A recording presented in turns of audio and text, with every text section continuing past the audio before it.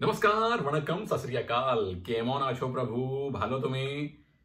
मतलब बंगाल वॉरियर्स के फैंस बहुत भालो, बहुत खुश तो नहीं होंगे, स्पेशली जैसे उनको आखिरी मैच में खराब वाली हार मिली है। सीजन उतना खराब नहीं रहा था। ओवरऑल मनिंदर सिंह, श्रीकांत जाधव, के भास्करन साहब की टीम कैसी रही, क्या चीजें अच्छी हुई, क्या चीजें नॉट सो अच्छी हुई, फ्यूचर का प्लान क्या हो सकता है सीजन 11 को देखते हुए उन सारी चीजों के बारे में अपनी छोटी बुद्धि के अनुसार मैं चर्चा करूंगा। स्वागत आप सबका सुनील के सूत्र में।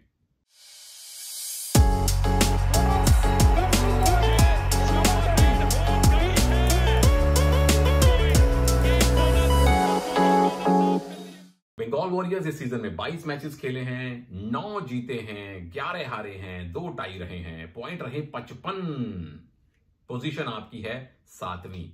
आखिरी मैच जो वाकई में खराब तरीके से हारे, उससे दिल थोड़ा ज्यादा टूटता है।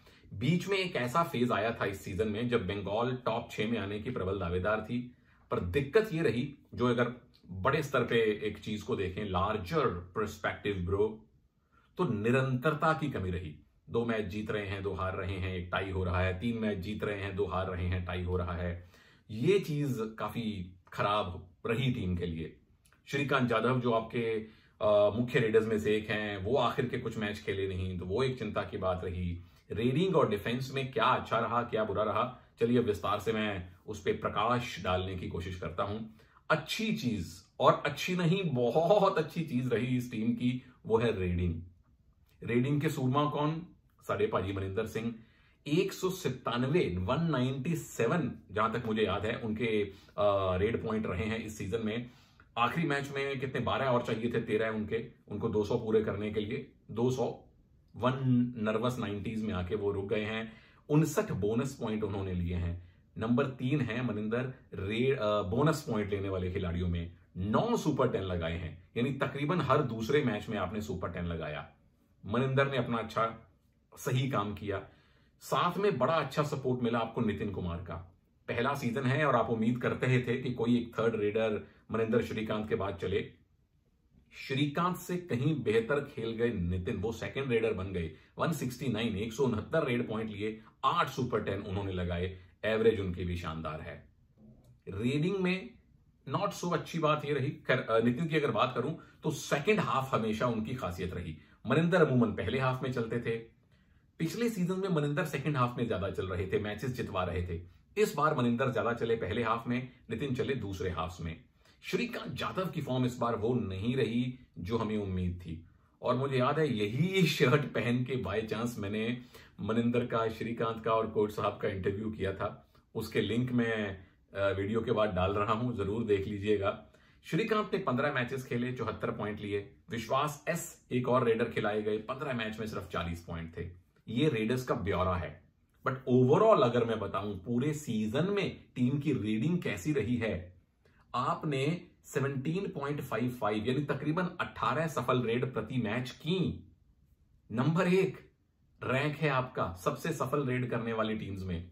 परसेंटेज निकालिए कि अगर 100 रेड कर रहे हैं तो कितने परसेंट सफल?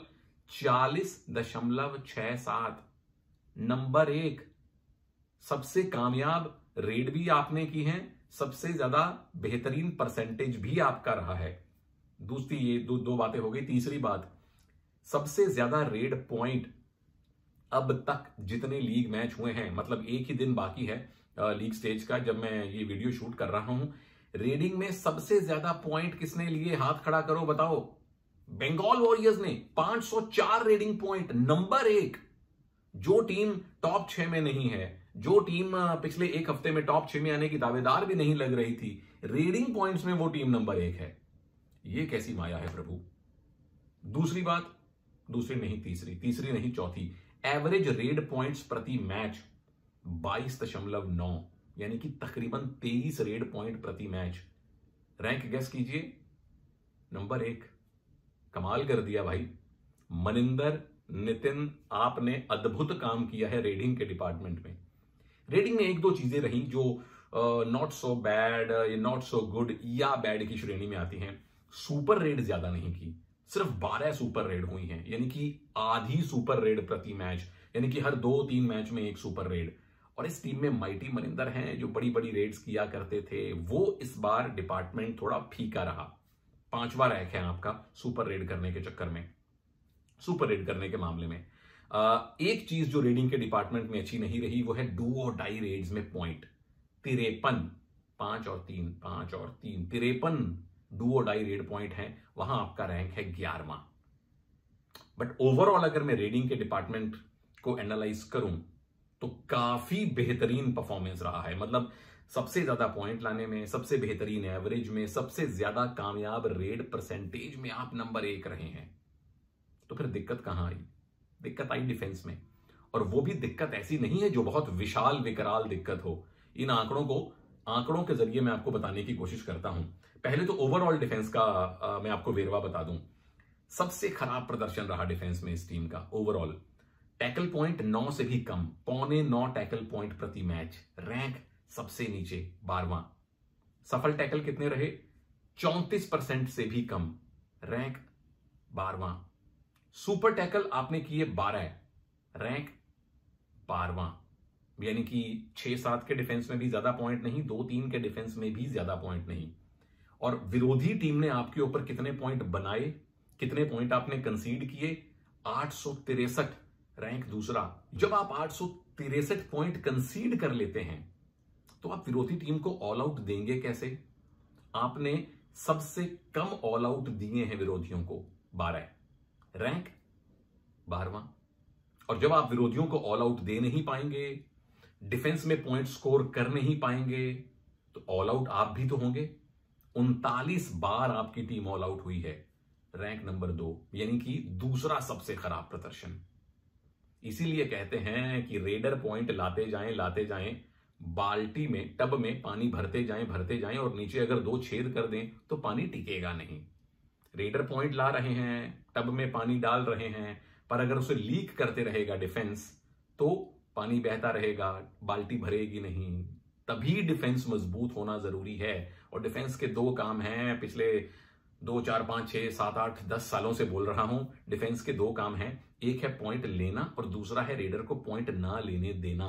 अगर आप नेट 0 भी खेलते हैं तो भी बुरा प्रदर्शन नहीं है, लेकिन अगर आप नेट नेगेटिव में खेलते हैं प्रभु, तो यहां आती है गड़बड़, डिफेंस का ना चलना। लेकिन बंगाल वॉरियर्स के फैन ये सुन के हतोत्साहित ना हो, हताश ना हो। सारे डिफेंडर इतना बुरा नहीं खेले थे। ये देख लीजिए, शुभम शिंदे आपके परिपक्व राइट कॉर्नर, 22 मैचेस में 63 पॉइंट हैं, एवरेज तकरीबन 2.25, 2.8 टैकल पॉइंट्स पर match, 3 high 5, well done. Vaibhav Garje right cover, 22 matches, 52 tackle point, average 2.25 के आसपास, नॉट बैड। 3 आपके हाई 5 आपके भी हैं। इनके अलावा वहां आई है दिक्कत। आदित्य शिंदे, शुभम के भाई, लेफ्ट कॉर्नर, 16 मैचेस, 24 पॉइंट, 1.5 की एवरेज, नेट पॉइंट्स -22। हर्ष लाड, 11 मैचेस, 19 पॉइंट, एवरेज तकरीबन 1.5 पौने 2 के बीच में, नेट पॉइंट्स -6। जस्सी पाजी, जसकीरत सिंह, पहला सीजन, 14 मैचेस, सिर्फ 16 पॉइंट और एवरेज पॉइंट्स 1.14। कोई बात नहीं, पर नेट पॉइंट्स -34। यानी आपने पूरे सीजन में 34 पॉइंट लुटाए हैं। ये अगर काम होगा तो फिर टीम कैसे जीत पाएगी? एक साइड का डिफेंस, राइट साइड का, राइट कॉर्नर, राइट कवर बेहतरीन खेले हैं, लेफ्ट कॉर्नर, लेफ्ट कवर नहीं खेले। वहां एक्सपेरिमेंट भी हुए, हर्ष को बुलाया गया, अक्षय को बुलाया गया आदित्य के स्थान पर, कोई नहीं चला। बट ओवरऑल बड़ी तस्वीर देखिए, रेडिंग डिपार्टमेंट नंबर 1 रहा है।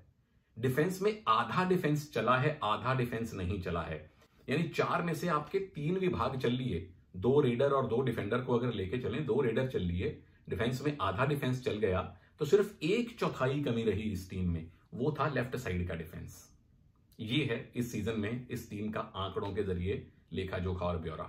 अब आगे बंगाल वॉरियर्स क्या कर सकते हैं? एक तो चेंज इनका सुना है मैंने उच्च स्तर पे हो रहा है, मतलब टीम के सीईओ साहब, मैनेजमेंट में कुछ तब्दीलियां हो रही हैं। सीईओ साहब से मुलाकात हुई थी तो वो कह रहे थे कि अब वो ट्रांजिशन आगे पास कर रहे हैं, नई मैनेजमेंट आ रही है जो कि पुरानी मैनेजमेंट के साथ मिलकर ही धीरे धीरे टीम को टेक ओवर करेगी, उसमें फर्क नहीं पड़ेगा।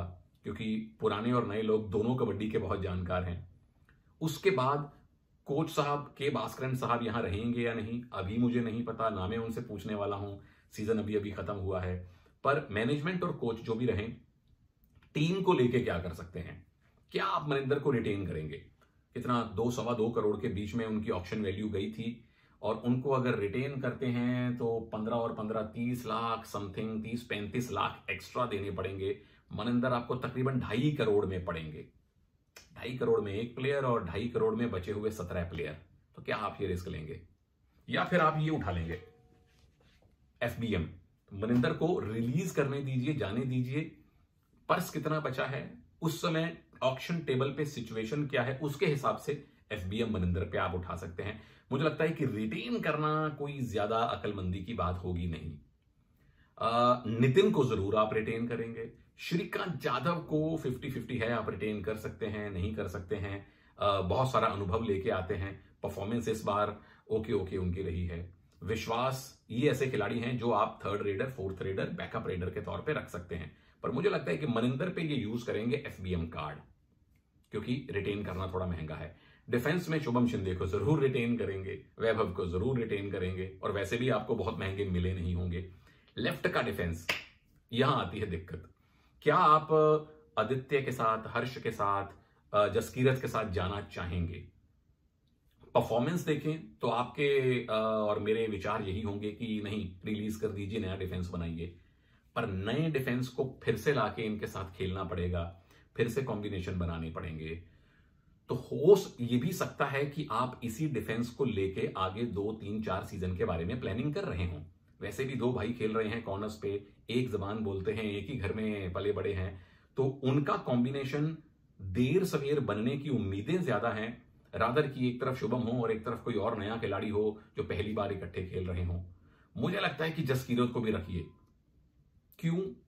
क्योंकि सुरेंद्र सिंह का पहला सीजन याद कीजिए, सीजन 5, जब वो यू मुंबा में आए थे। अनूप कुमार का पूरा सीजन निकल गया था सुरेंद्र को रोकते रोकते। अरे सरदार भाई मत जा, सरदार भाई। सुरेंद्र बहुत अग्रेसिव खेलते थे, जसकीरत भी अग्रेसिव खेलते हैं। अब गर्म खून है दोनों का।